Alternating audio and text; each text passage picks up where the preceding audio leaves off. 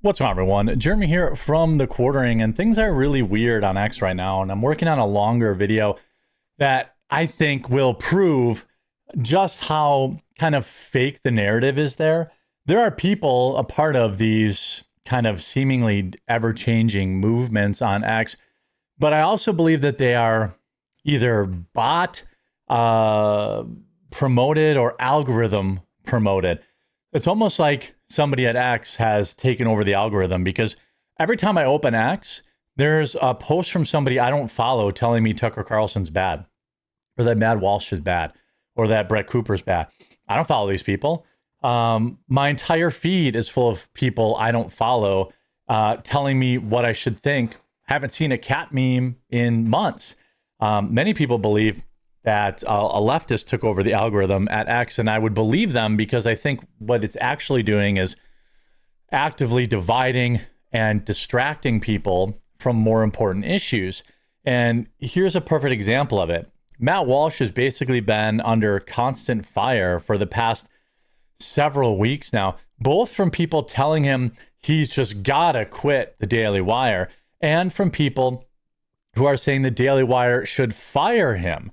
And why? I can't tell you why. I mean, his position, it's things change, time passes, people's opinions change. But for the most part, Matt has been a man of his convictions. He's been extremely loyal. And it seems like there's this outside force that's really trying to tear him away from the Daily Wire, whether it's telling him to quit for his own good or it's demanding he be fired. There's this article on Barrett Media from somebody named Eric Erickson. This is covered on Barrett Media. I don't know who Eric Erickson is. I don't care. I've never heard of him before. But you see this, the Daily Wire has proven to be a consistent political powerhouse, but Eric Erickson doesn't believe it's been good and a positive movement. This is part of the thing. This is why a lot of, conservatives, Republicans, they talk about, we never win because we're always criticizing each other. We never win because we're always nitpicking each other. This is that. This is kind of what's going on right now. I think there's an internal war for the kind of MAGA branding for this new neocon. People are trying to tell me, who's MAGA, who's not MAGA, all this kind of stuff. The digital media enterprise founded by Ben Shapiro has helped launch the careers of many prominent names in conservative media like Matt Walsh, Brett Cooper, and Candace Owens, despite the final two members of that list no longer working for the company. In a post on social media, Erickson argued that he didn't believe that a trio of podcasters have been good for the political right. I have long admired what Ben Shapiro and the Daily Wire have built in terms of ecosystem on the right, Erickson wrote, but the Brett Cooper, Matt Walsh, and Candace Owens side of the business is something I didn't expect to go in the direction it has gone. Of course, the direction he's talking about is criticizing Israel. I would suspect nobody had a problem with Brett Cooper for the last 5 years.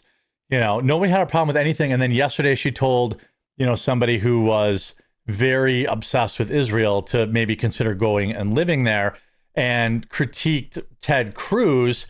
That's it. That's kind of just it. Like, that's all she said. But now suddenly she's bad for the movement. I'm not sure that I consider Brett Cooper like a hardcore conservative. She's more of like a pop culture commentator, kind of like I am more than anything else. Like, she talks about Justin Baldoni and all this other kind of stuff. She's not always covering like rock hard political issues. By the way, thank you everybody who has checked out our Amazon store. I want to let you know we have rolled out maple cream is back in stock. We have vanilla sugar cookie in stock, hot butter rum, and also we've restocked our spiked jack-o'-lantern and with our new bags, our new more fun bags, and we've just got a ton of really great flavors there. Our tiger's blood is back in stock too. So hopefully you'll follow the link in the description and pick up a couple of, remember, Thanksgiving's coming up, and even if you don't drink coffee, you could be the person that brings it. And you could help us out by maybe getting people hooked on our delicious coffee. The comments from Eric Erickson come after Brett Cooper shared displeasure with Senator Ted Cruz, calling Nick Fuentes one of the bad guys from World War II. She called Cruz hypocritical and irresponsible for using that term to describe him, who had previously shared his admiration for Adolf, and argued that it's such a dangerous precedent to set. Look, again, I don't believe that it's the same. It's not the same distance. You're not jumping the same distance to saying like, oh, every Trump supporter is a Nazi or something like that, to saying that Nick Fuentes is, because, you know, Nick Fuentes has had some spicy takes. He's said some wild stuff before, but, you know, ultimately, like, it is the same thing. He is not, you know, what this is. And the entire point Ted Cruz was initially making was that, you know, it's dangerous to use these terms because it dehumanizes us, and it makes acts against us, you know, more likely people to hurt us. You know, there's a guy that attacked me in Indianapolis, and you know, he called me that very same thing, and I'm sure that's how he justified it. So Matt responds and says, what exactly is the direction I've gone? I've been saying all the same stuff for years now, which he pretty much has been. Please explain what direction you're talking about. And he never responded. In a statement later, Walsh said, quote, a lot of people are drawing lines on the right. Here's a line I care about. Conservatives who've actually shown an ability to win and move the needle culturally and politically versus conservatives who have never contributed meaningfully to any victory at all. The folks in the latter group are really loud, but it's unclear why we should ever listen to anything they say. He is 110% correct about this. There's a whole lot of people that were like self-described never Trumpers that are suddenly very concerned about who's allowed to be a Trump supporter, who's MAGA, who's not. These people were proudly never Trumpers, you know, Mark Levin and even Ben Shapiro, right? Ben Shapiro put out an hour-long video this week talking about who should and shouldn't be platformed. And that's like leftist talking points. You know, I think that people should be able to go on whatever platform they want. So you have like this neocon, boomercon movement going after Matt Walsh. I don't know who Eric Erickson is. Apparently he's relevant. He's a Christian broadcaster, conservative, and truth teller. So he has like a radio show or something like that. You know, Lauren Chen saying those are their most popular hosts. There's this crazy like purity test going on right now. What has Matt Walsh ever done? Lumping him in with Owens seems pretty extreme. Now, I admit I have been very critical of Candace Owens. I think she's off the rails right now, but especially when she's telling people, you know, hey, I'm not going to vote now, which is weird. It goes directly against anything her supposed best friend Charlie Kirk would ever want. But here's the other side. So then there's this like this AstroTurf people like Ian Carroll, who doesn't actually, like, most of his followers are bots, in my opinion. It's why he can't, it's why when he does stuff on like YouTube and other platforms, it's nowhere near as popular as X. It's because it's much easier to bot on X. I'm not even saying he bots it. I'm saying I'm fairly certain that many of his posts are botted just because of the way they get so many likes within an instant. But here you have, again, Ian Carroll, former Uber Eats driver, now current AstroTurfed conspiracy theory guy, which again, good for him. I think it's cool. I remember when he told us for a fact that there was going to be a bombshell blackmail campaign rolling out against RFK, which of course never happened. He said just about everything he said has never happened, but I do think that there's room for entertainers, and that's what Ian Carroll is. He's an entertainer. Saying, hey, Matt, scroll through your X feed and look at how all the Zionists immediately turn on Brett and attack her. Slander her, and are vile towards her. You know Brett, and you know her heart. And now that you know what they will do, the exact same thing to you without hesitating. I think the thing that Ian forgets is because he's new to this game, is that Matt doesn't actually care.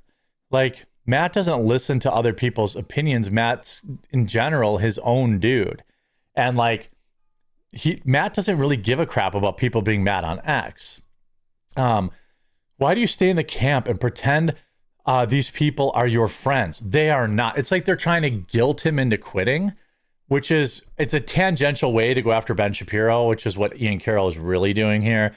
You know, again, I see these people for who they are, whether they're crazy pro-Israel or they're crazy anti-Israel. I see them for what they are.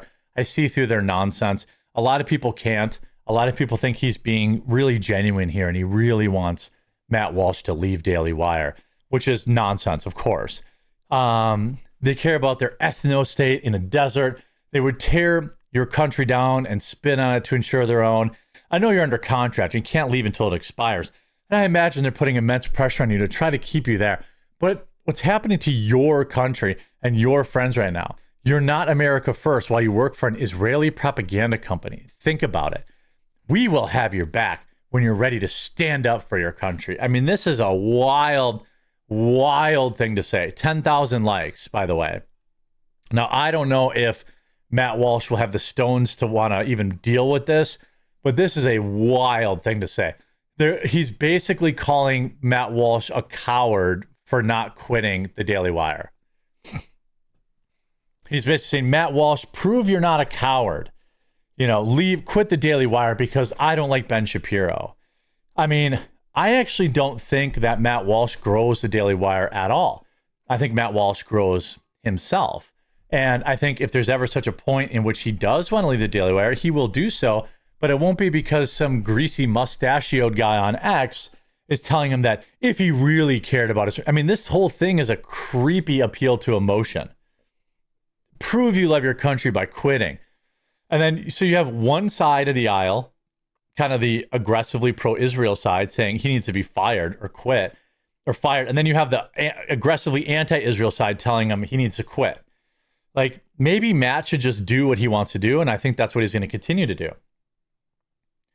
Just to recap the last month, he wrote, Charlie Kirk was assassinated. Thousands of leftists spent weeks celebrating it openly. Leftist militants take to the streets, committing and calling for more attacks.